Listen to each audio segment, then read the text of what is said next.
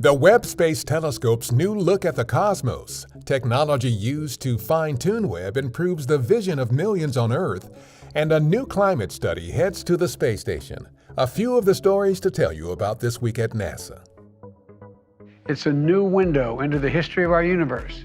On July 11th, President Joe Biden released the first full-color image from our James Webb Space Telescope during a public event at the White House in Washington.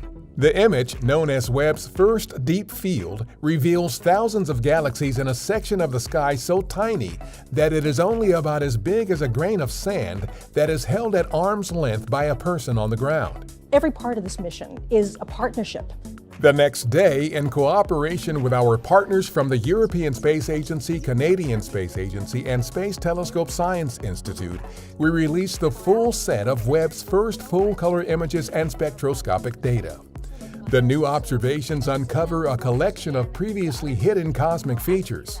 This includes the clear signature of water on a planet outside our solar system that was not detected by previous studies of that planet, the earliest rapid phases of star formation in the Carina Nebula, never-before-seen details of a galaxy group that may help us better understand galactic mergers and interactions, and a second dying star brought into full view for the first time by Webb's new infrared look at a planetary nebula about 2,000 light-years from us. These first images kick off the beginning of the telescope's science operations.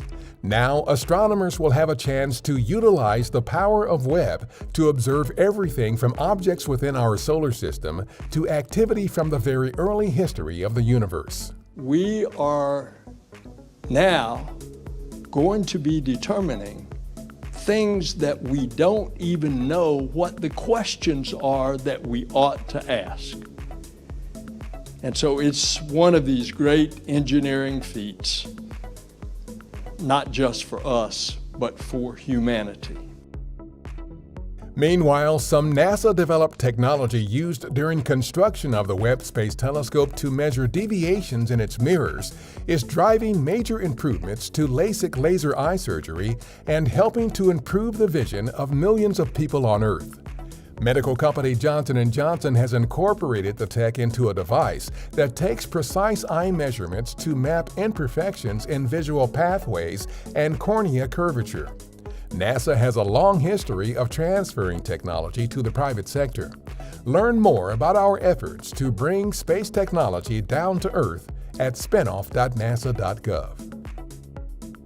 On July 14th, a SpaceX Dragon spacecraft launched from Kennedy Space Center in Florida with more than 5,800 pounds of cargo for the crew aboard the International Space Station.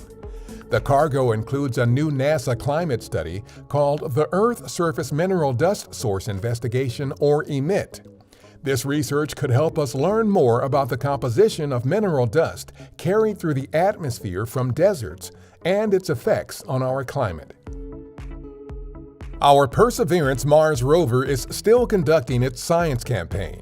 The rover recently collected its 10th rock core sample at Jezero Crater's ancient river delta. But the rover is also scouting for locations at which the future Mars Sample Return campaign can land spacecraft, collect the sample tubes left by Perseverance, and return the rock and dirt samples to Earth for study.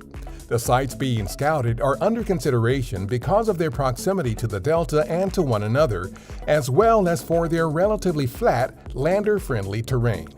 That's what's up this week at NASA. For more on these and other stories, follow us on the web at nasa.gov/twan.